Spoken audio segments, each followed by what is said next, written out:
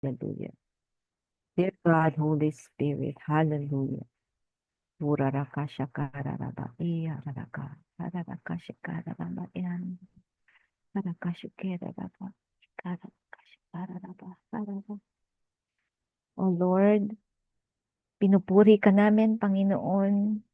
Pinasasalamatan ka namin, O Lord. Niluluwalhati namin ang iyong dakilang pangalan because you deserve all the highest glory and honor, O Lord God.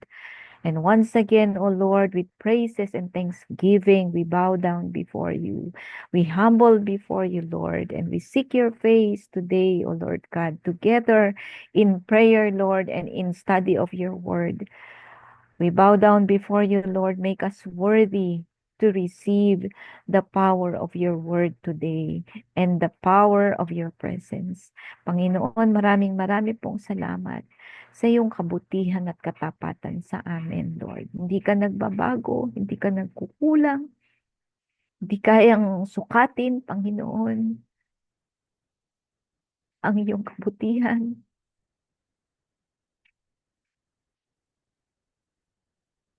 Marami pong salamat, Lord, sa katapatan mo sa bawat isa sa amin.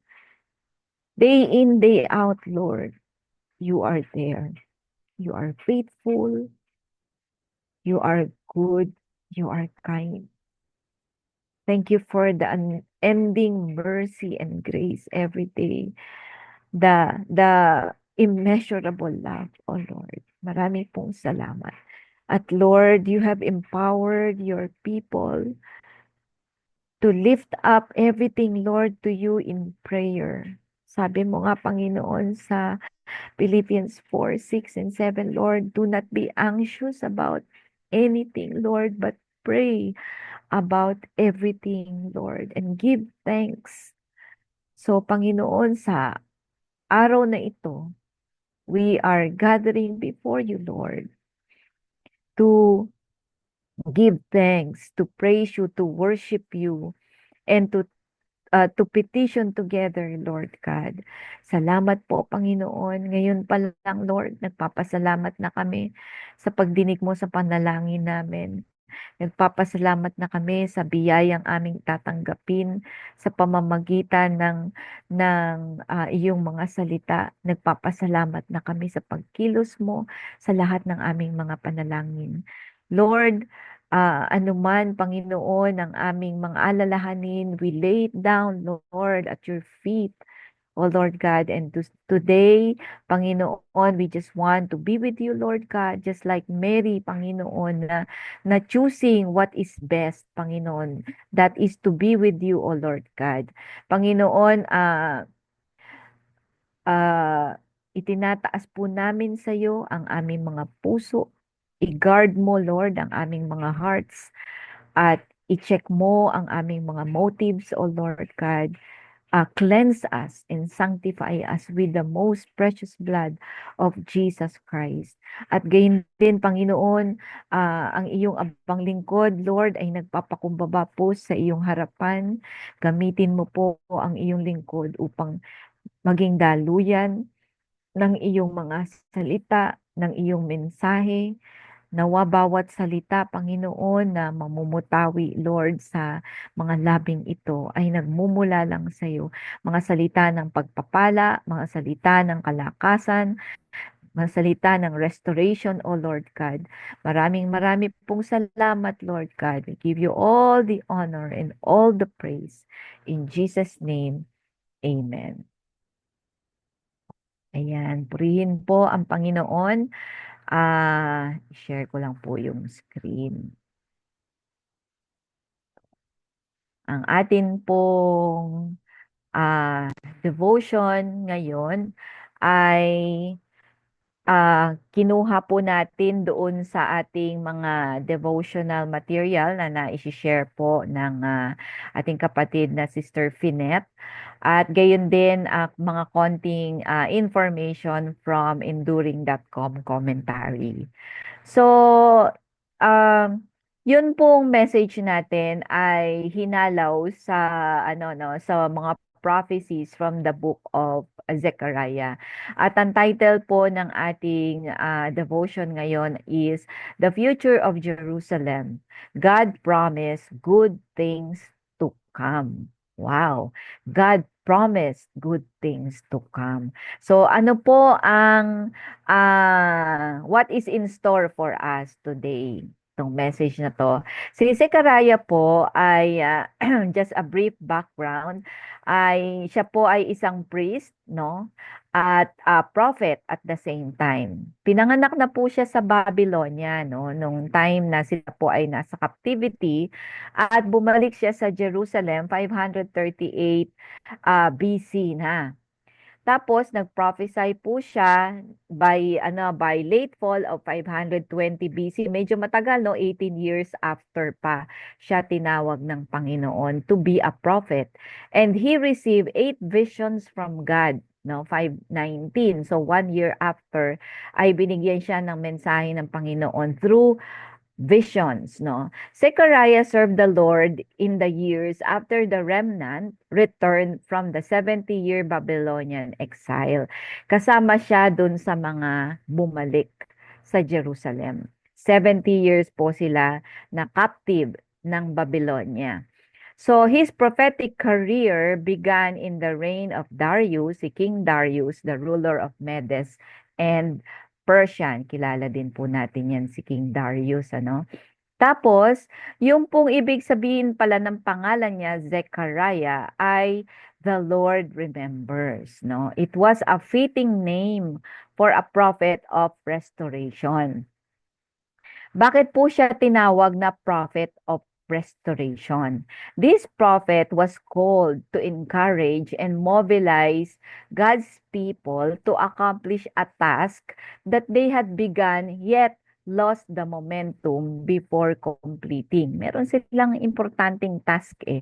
He encouraged them indirectly by telling them about God's care for them and by keeping the presence of the Messiah very much in their minds.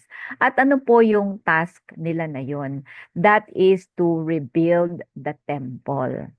He worked with others, no? Ito po yung mga kakontemporary niya. So, si Haggai, si Zerubbabel, at si Ezra, no? Kilala po natin yung mga familiar, mga prophets na yan. He warned them of the consequences of neglecting God's work, and he emphasized that God wants to do a work through His people. At ang very popular po na scripture na lagi din po nating kino-quote ay from Zechariah 4:6, ano, yung not by might but by my power says but by my spirit pala says the Lord, no. Yun po yung prophecy niya kay Zerubbabel bilang naatasan na mag-rebuild ng temple. So si Haggai po ay ka-contemporary po ni Zechariah at pareho po sila ng message ng prophecy, one of encouragement. But he was aware, no, sabi po ni Zechariah, that not all the returned remnant were fully sincere in their desires to serve God. And he therefore counseled them to repent of sin and return to God with all their hearts and mind. So kinakounsel po niya yung mga Israelites at tinutulungan sila to repent, no, and return to God. So, ano po yung nangyari during that time na bumalik sila sa Babylon? Dito tayo, magpapasimula, no?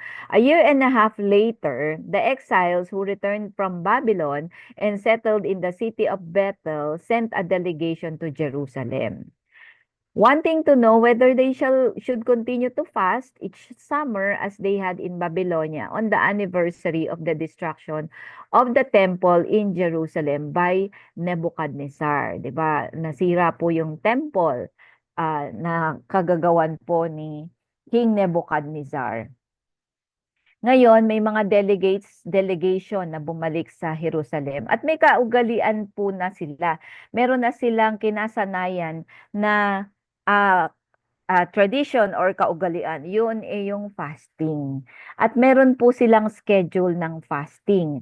At yan pong fasting nila, ginawa po nila yan for 70 years. Nag-instruct ang Lord sa kanila, but then there are fast na idinagdag na lang nila. Sabi nga po sa sa Bible ay man-made yung mga ibang fasting nila. At ang po dito, kapagka sila nagfa-fast, ang kino-commemorate po nila ay yung destruction na nangyari sa kanilang bayan.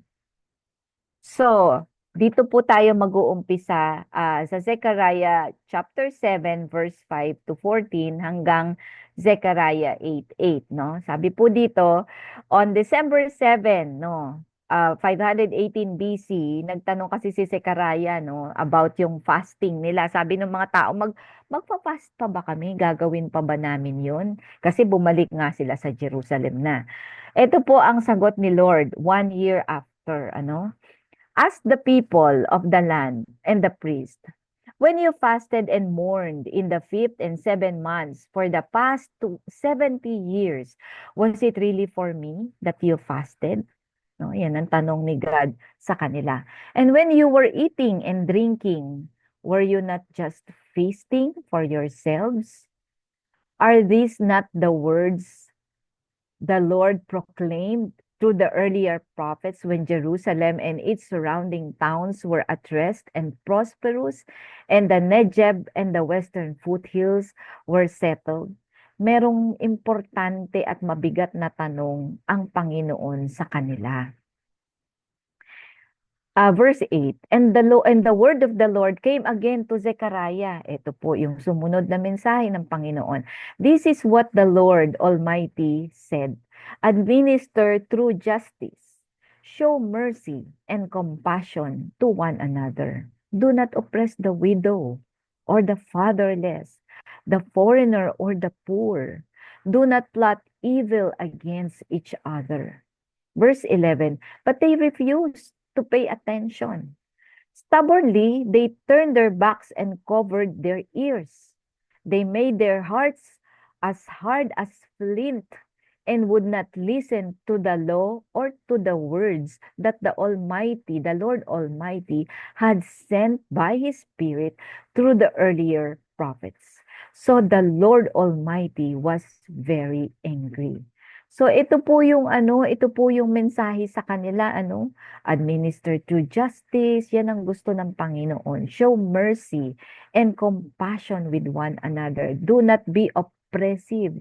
No, but ang problema ay nag-refuse silang makinig at sumunod sa Panginoon. Malungkot, they turned their backs and covered their ears, no, before God. Imaginein po ninyo yon. God speaking to them, and there they are covering their ears because they do not want to hear the voice of God. Samantalang ngayon, hinahanap natin yung boses ng Panginoon. At lagi nating sinasabi sa Panginoon na mag-speak siya sa atin. Verse 13, when I called, they did not listen. So when they called, ito na ang sabi ni Lord, I would not listen, says the Lord Almighty. I scattered them with a whirlwind among all the nations where they were strangers. The land they left behind them was so desolate that no one traveled through it. This is how they made the pleasant land desolate. Pinaalala ni God sa kanila kung ano yung ginawa nila. Ano yung kasalanan nila kay God. Why their land became desolate. It was their doing. Sila po ang may kagagawa nun because they disobeyed God. They refused to listen. At nakinig lang po sila sa sarili nilang mga kagustuhan. Yan po, no, yung mga mabibigat na binitiwan ng Panginoon sa kanila. No, para bang sinasabi ng Panginoon sa kanila na para saan yung pagpa-fast nyo, hindi naman yan para sa akin. No, kundi para sa inyong sarili pa rin.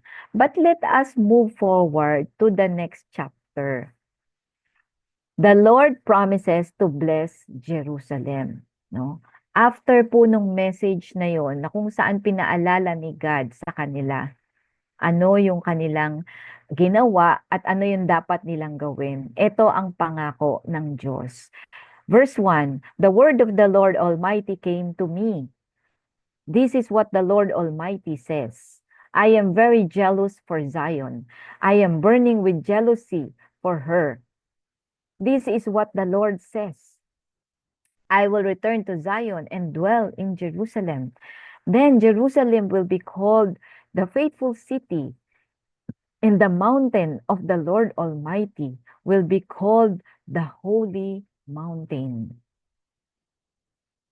Verse 4, this is what the Lord Almighty says. Once again, men and women of ripe old age will sit in the streets of Jerusalem, each of them with cane in hand because of their age.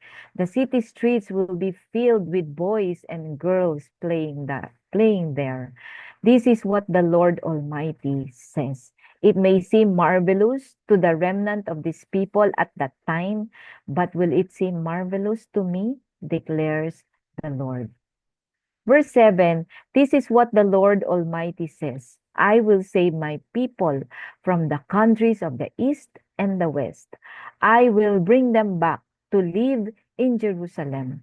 They will be my people, and I will be faithful and righteous to them as their God. Yan ang pinangako ng Panginoon sa kanila. Napaka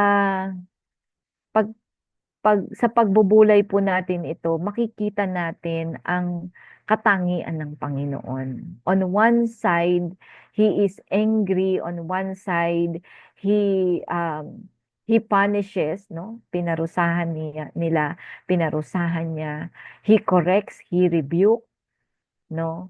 Tiniis niya yung mga Israelita. But on one side, we see the graciousness of God. We see a loving God. We see a considerate, passionate, and kind-hearted God. Yan po yung Diyos na sinasamba natin. Yan po yung Diyos na kilala natin. At siya po yung same God na hanggang ngayon ay kasama natin. Isn't it awesome and powerful, mga kapatid, na malaman natin at paulit-ulit nating marinig na the God of Abraham, the God of Isaac and Jacob, the God of Zechariah, the many prophets, the God of Moses, the God of Joseph, the God of David, Elijah, Elisha, at marami pang iba in the ancient times, no? The God of Peter and Paul and the disciples. He is the same God we are worshiping today. Alam niyo pag sorry na nagiging emotional ako. Pagka naririnig ko po kasi yan, I feel overwhelmed kasi He is the same God na pinagtitiwalaan natin ngayon. He is the same God we are worshiping. He is the same God we are loving. He is the same God who loves us. He's the same God taking care of us. So, ang dami po nating nabasa at nakita natin yung promises ng Lord sa bayan ng Israel. And this afternoon, we can consider this a promise of God to us, to our family, to our churches, and even to the nations. No, let this be a promise, Lord, that we can hold on to sa atin pong mga pananalangin para sa mga nations, para sa ating bayan. Tingnan po natin ang reflection natin. Sabi po dito, what God wants, people who will listen and obey. Yan po yung mga reflection na nakuha ko din dito sa message na to. Ito talaga ang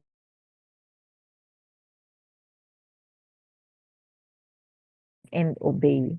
People who will follow His voice. Sabi po dito sa commentary, instead of actively remembering the sin or tragedy of the past, yun po yung ginagawa nila kasi dun sa pag-fasting nila, inaalala nila yung nangyaring tragedy sa kanila. Ang sabi po dito, God wants us to focus on active obedience and an active walk with Him. Hindi naman sinabi ni God na kalimutan na natin yung mga nangyari in the past, but God wants us to focus on what is now, on what is uh, occurring. That is an active walk with Him. Gusto ni God yung walking in step, keeping in step with Him through the Holy Spirit. There is no need to observe sad anniversaries of our sins, sabi dito, and their accompanying punishment. Yung mga nakaraan natin, o minsan binabalik-balikan pa natin yun, no? Minsan nga may mga anniversary pa, ano, kino-commemorate natin yung mga death anniversary, yung mga ganun, ano. Pero sabi nga po dito, ano, there is no need to observe. Especially daw po, yung mga sins natin in the past that where we experienced the punishment of God. If once we are assured of God's free forgiveness because pinatawad na tayo ni God and His forgiveness is free. It was freely given. When He forgives and restores, the need for dwelling on the bitter past is over. No? Too many of us are always dwelling beside the graves of the dead past, no? Marami po kasi mga tao ganyan, hindi maka-move on sa past, no? Binabalik-balikan ang kanilang nakaraan. At ganun din ang bayan ng Israel. You know that our God is a God of new things, di po ba? Lagi po siyang nagbibigay ng bago. Ayaw ni God ng luma, no? Lagi siyang may nakahandang bago para sa atin. That's why God gives us new day, di po ba, every morning. Because He doesn't want us to live in days in the past, especially kapag ka mga bad days po yun. Ganun kabuti ang Panginoon, ganun siya ka-gracious sa atin. So ano po ang nangyari? God judged their disobedience. Yun yung malungkot na nangyari doon. Because of their disobedience, because of their blatant idolatry, no? Ginudge sila ng Panginoon. Ito po ang sabi ng Panginoon, no? My passionate love for Israel has not diminished, no? Ano po ba ito, di po ba yung ang ano sa puso, di po ba? Despite po ng disobedience ng Israel, ang sabi po niya dito, no? His love has not diminished. Di katiting, hindi nabawasan ang pag-ibig ng Diyos. That's who God is, no? God's promises to Israel. Ito po yung pinangako niya doon sa chapter 8. Jerusalem will be restored. Yun po yung binasa natin kanina. Jerusalem will be a thriving place, no? Sasagana ito, magkakaroon na ng mga matanda at bata, no? Kasi nawala lahat yun eh. Wala nang pumupunta, ni wala nang dumadaan sa Jerusalem. But it will become a thriving place.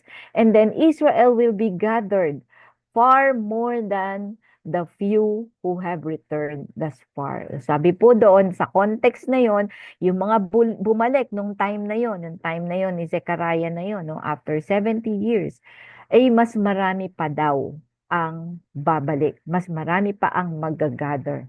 Sabi po sa Micah 4 verse 1, in the last days, the temple of the Lord in Jerusalem will become the most important place on earth.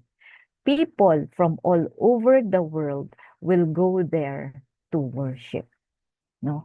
It will become famous, it will become the most important place on earth. At yan po ay alam natin, ano, in fact, marami ang nagpupunta sa Israel. At isa na po ako doon, pangarap ko na pumunta sa Israel.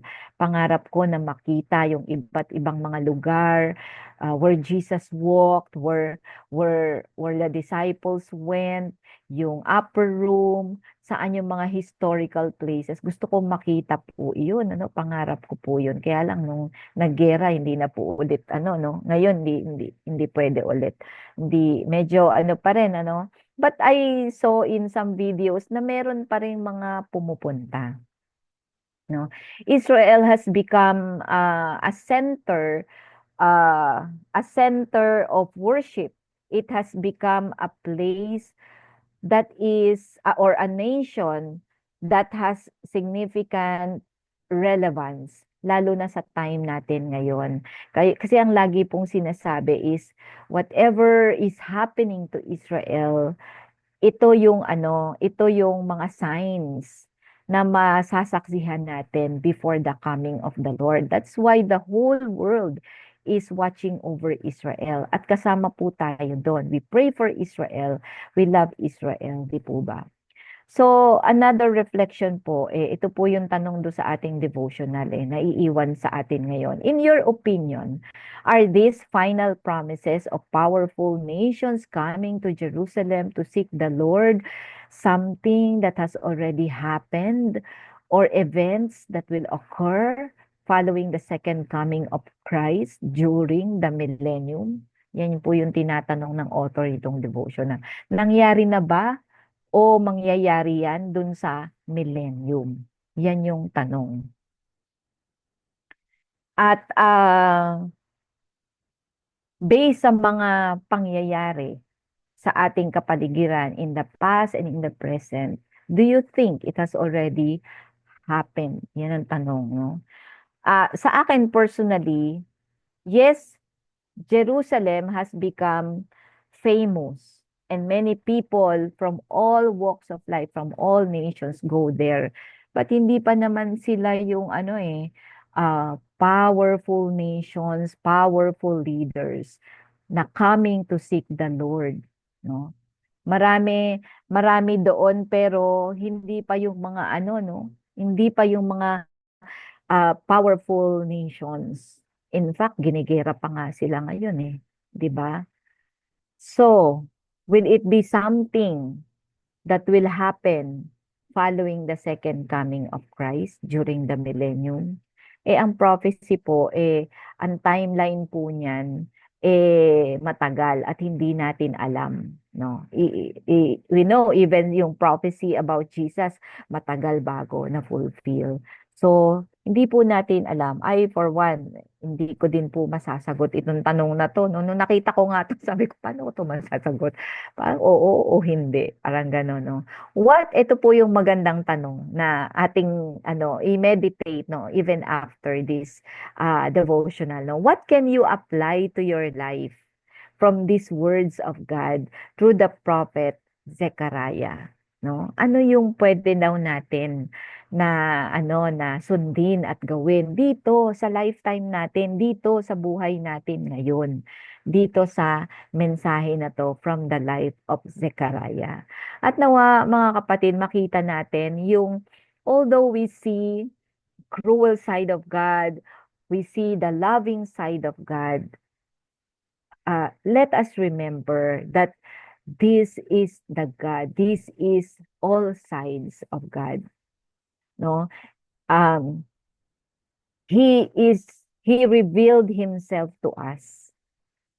Hindi tinatago ni God kung ano siya or kung ano ang kanyang nature. He revealed it to the people. And even now, nire-reveal pa rin ni God ang kanyang sarili sa atin.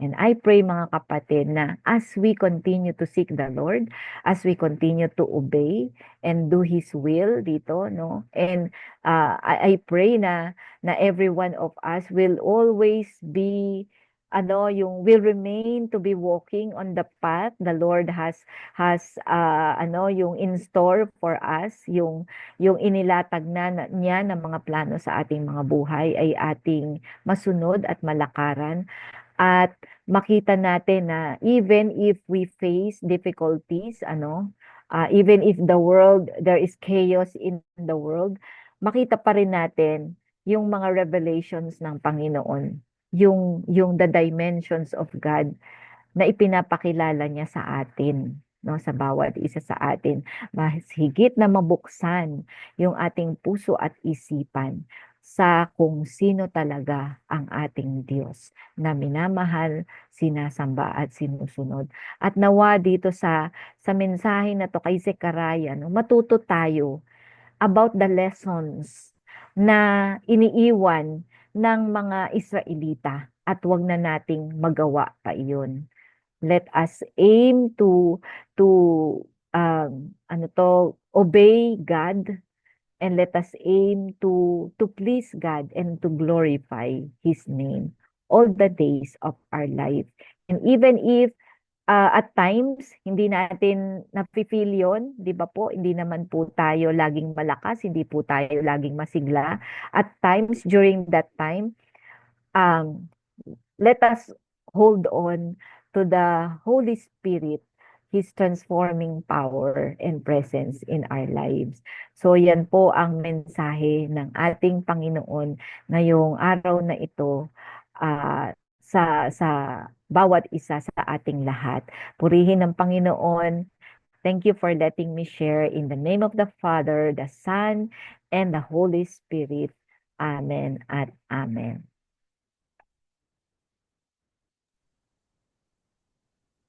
Amen and amen. Wow, so powerful mga kapatid. I believe lahat po tayo talagang team na nakikinig, 'di ba? Habang nakikinig po tayo, nandun na po yung nagre-reflect, 'di ba? Nagre-reflect na din tayo, nagbubulay-bulay. How is this how can I apply this in my life? Ano ba yung message ni Lord sa atin? Ano ba yung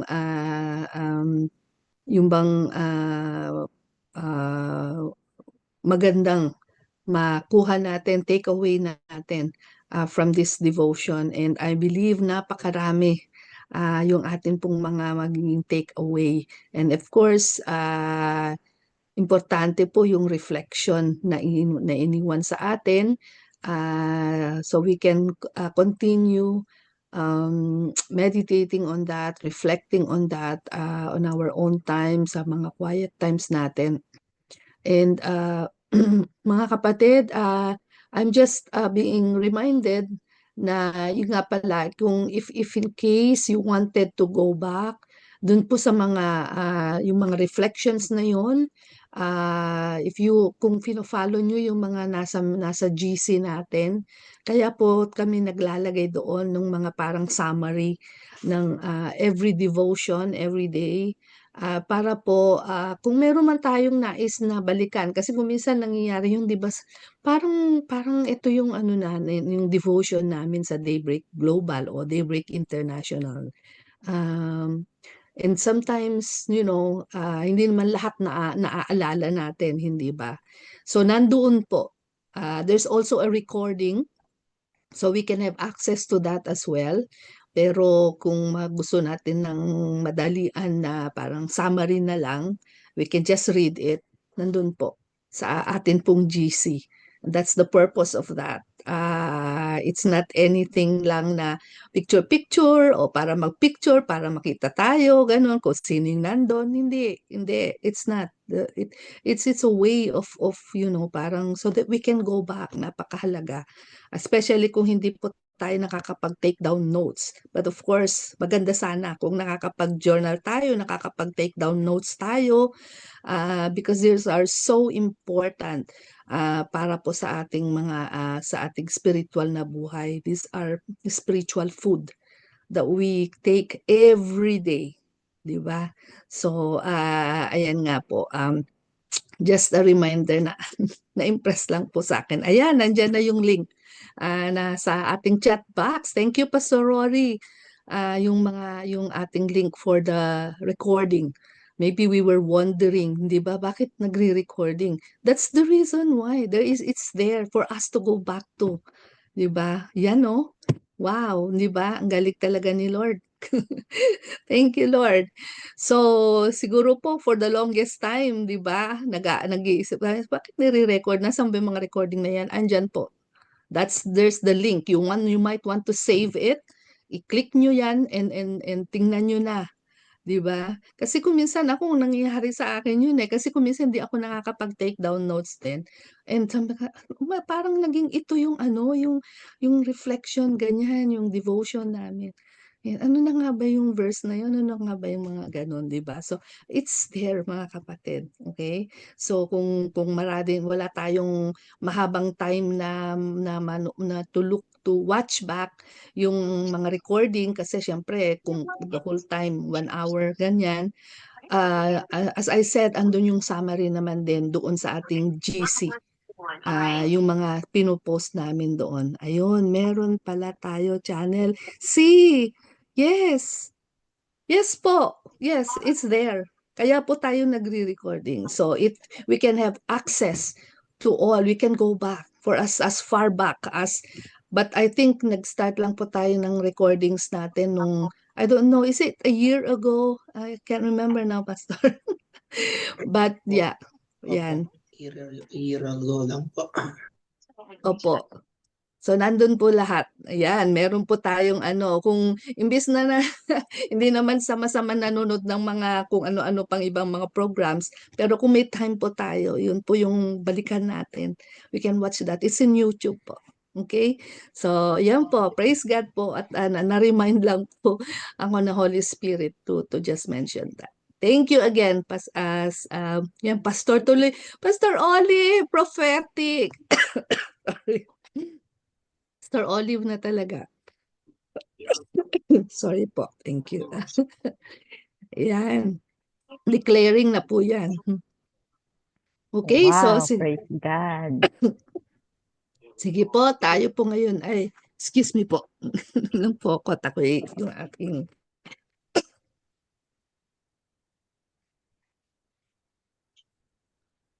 Let us move on po sa atin pong prayer time.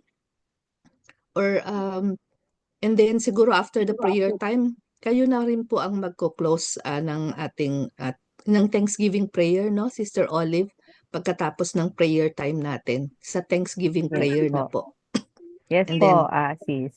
yes, thank you po. And then Pastor Rory can do the benediction po. Pero sa prayer blast muna po tayo.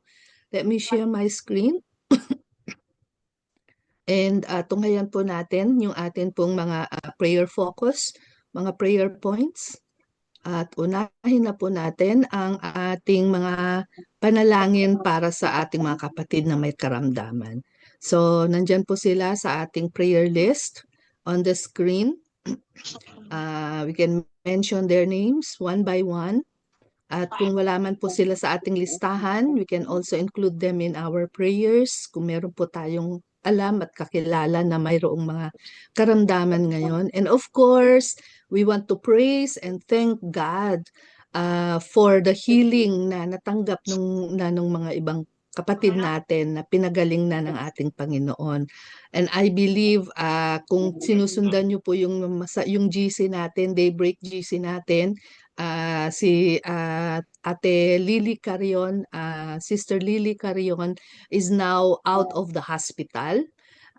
She has already been discharged and praise God at maayos na daw po siya at nagpapasalamat po siya sa lahat ng mga prayers na na in-offer natin po para sa kanya. So, thank God for that. At yung iba pa rin po na mga pinagaling na ng ating Panginoon. Sama po natin sa prayers. Okay, so sige po mga kapatid, let's all join together and bless the heavens, declare open heavens upon each one who are sick right now for God's healing power to flow upon each one of them. For 1 minute, tayo pong lahat, let's all unmute if we are able and join together dito po sa ating prayer blast for healing. Ngayon na po.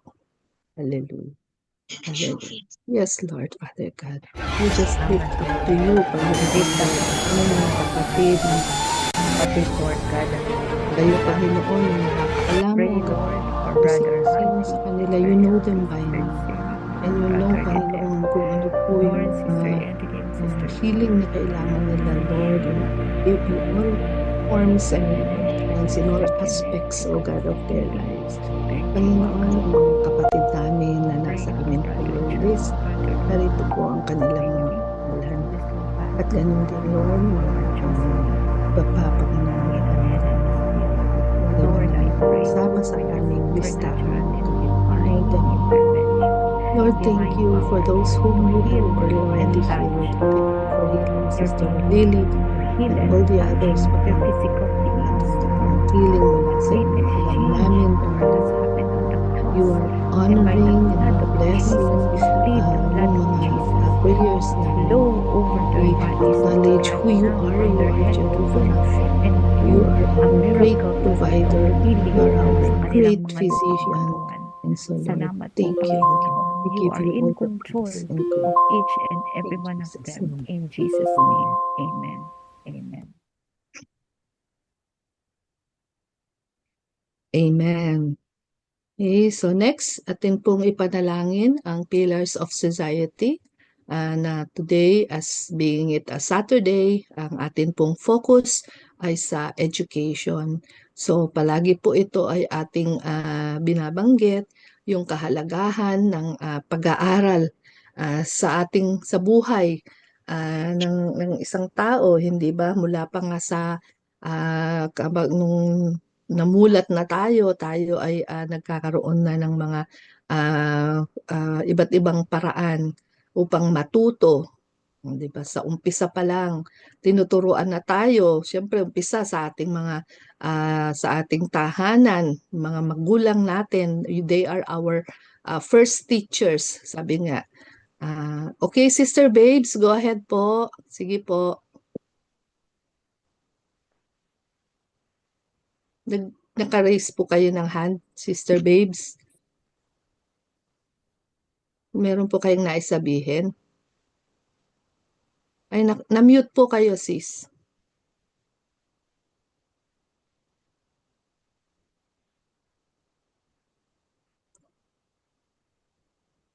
Ay, okay. Baka napindot lang. Ayan. Napindot lang. Ay, ayun. Okay, sige po. Okay, so yan po, as I was saying, napakahalaga po itong area ng ating buhay na ito, na tayo ay natututo, tayo ay patuloy na nag-aaral, tuloy-tuloy, di ba? Hindi po natatapos. Wala pong ano diyan, wala pong tigil yung atin pong pag-aaral, natututo tayo. Ako po'y naa-amaze sa mga taong kahit na may mga edad na ay talagang parang sabik at uhaw, gutom sa pag-aaral para matuto, lalo na sa mga salita ng ating Panginoon, 'di ba? Yung ating spiritual na paglakad ay ating pananampalataya. There is always something to learn, 'di ba? Araw-araw meron tayong natututunan na mga bago. Lalo na sa salita ng ating Panginoon.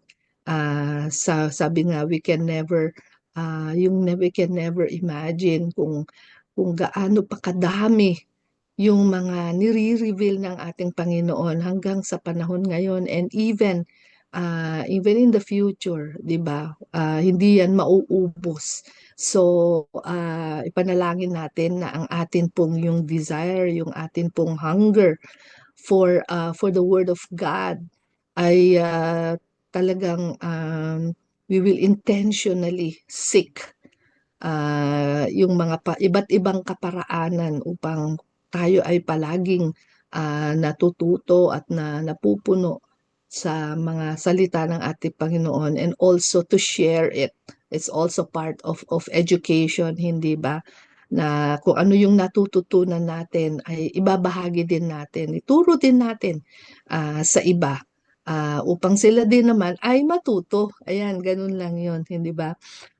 So, wag nating sarilinin.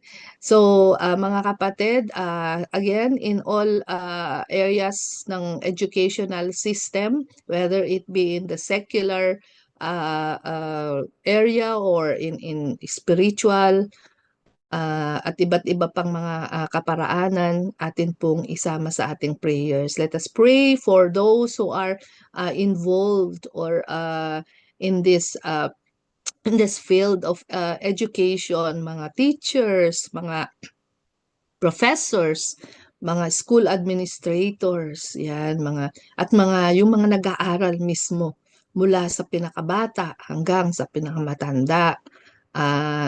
Isama natin yan sa ating panalangin, and most especially yung educational system, yung kaparaanan ng pag-aaral, yung sistema mismo, yung mga Any leaders and patriarchs, Panginoon, of the ancient days, Panginoon, and even the disciples, Lord, in the New Testament, especially our Lord Jesus Christ, for showing us, Lord, your loving kindness, your goodness, your faithfulness, your boundless love and mercy, Panginoon, to all your people, Lord God. Thank you, Lord, that you have called us. You have chosen each one of us. You have called us to accomplish your purpose, O Lord God, in this world. And Lord, we seek your forgiveness, Lord, for at times that we have disobeyed you, O Lord God, and at times that we did not hear your voice, or we did not listen, or we disobeyed, Panginoon. We seek the cleansing, sanctifying power of the blood of Jesus, Lord, to cleanse us, Lord, our hearts, our whole being, Panginoon. Lord, maraming pong salamat because you've given us the mercy. You've given us your grace as we approach you today, Lord, in your throne of mercy. Salamat po, Panginoon, for the assurance that you have inclined your ear to listen to our prayers, Lord. Thank you, Lord God, for the power of your word. Thank you, Lord God, for the answers to our prayers.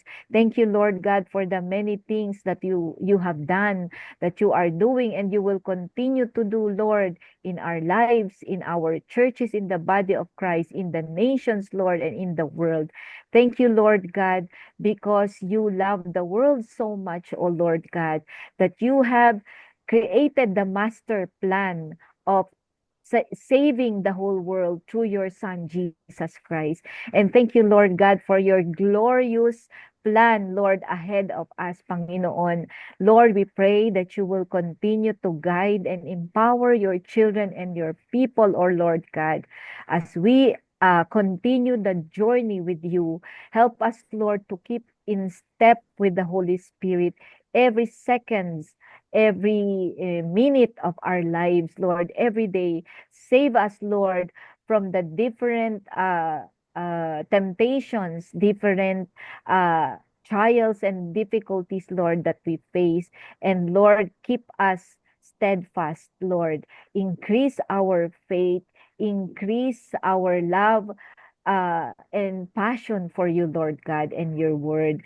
We pray for every one of us here, Lord God. I pray, Lord, and I continue to declare, Lord, the overflowing mercy and grace and blessings of the Lord Jesus Christ, the boundless love of Abba Father, and the constant and loving and sweet fellowship of the Holy Spirit, Lord, to always continue to accompany us, Lord, all the days of our lives. In the name of our Lord and Savior, our King Jesus, this is our prayer. Amen and amen. Amen. Amen. Sige po, tayo po ay nadako sa pagtanggap ng biyaya ng Diyos Ama. Tanggapin po natin ngayon ang masaganang pagpapala at pagmamahal ng ating Diyos Ama, makapangyarihan sa lahat. Tayo ay binigyan niyang karapatan upang tumawag ng Abba Father dahil sa pagmamahal niya. Kaya ay binigay niya ang kanyang kaisa-isang anak, ating Panginoong Jesucristo, na isinilang sa isang sabsaban upang ipakita ang tunay na ang Diyos ay kaya niyang makipantay sa tao upang tayo ay iligtas at manumbalik muli sa kanyang kalwalatian. At sa pagmamahal niya ay kaya niyang ibigay ang kanyang buhay kahit hanggang sa krus ng Kalbaryo. Kaya niyang ibigay sa dakilang pagmamahal niya at sa pagkilos ng banal na Espiritu. Dahil ito'y pinangako ng ating Panginoon Kristo sa atin. Nang tayo, ng kanyang mga alagad na kanyang iniwan, ngunit hinabiling niyang bibigyan tayo ng kasama, ng katuwang, ng karamay, ng kalakasan, ng pagbibigay sa atin ng kalinga, pagkabay, paglakad sa pananampalataya upang tayo ay magiging tapat hanggang katapusan. Kaya tanggapin natin ang petisyon ng Ama, Anak, at Espiritu Santo. Amen at amen. Amen. Amen. Thank you. Praise God. Maraming salamat po. Amen. Praise the Lord. And sige po, Maraming po habang andito salamat. na po tayo, mabilis lang po itong ating announcement. So again, thank you, Sister Olive, for leading us our devotion today. And tomorrow po, December 8, Sunday, ang ating pong leader ay si Brother Virgil. Yan. And then on Monday as well, siya rin po, si Brother Virgil din po ating leader. Tapos sa Tuesday, si Sister Lydia. And then sa Wednesday, si Pastor Carol. Thursday, si Deaconess Emilisa. And then sa Friday, si Nanay Conchita. Saturday, December 14, si Sister Marisa. Dito yata po si Sister Marisa today. Ayun. 14 po kayo, Sister Marisa. And then next, ano ba tayo? Ayun, next Saturday na pala yun. Okay. So, maraming salamat mga kapatid. Again, if you are able to open your cameras po, tayo po muna yung mag-picture bago po tayo maghiwa-hiwalay. Ayan. Okay. Sige po, ready na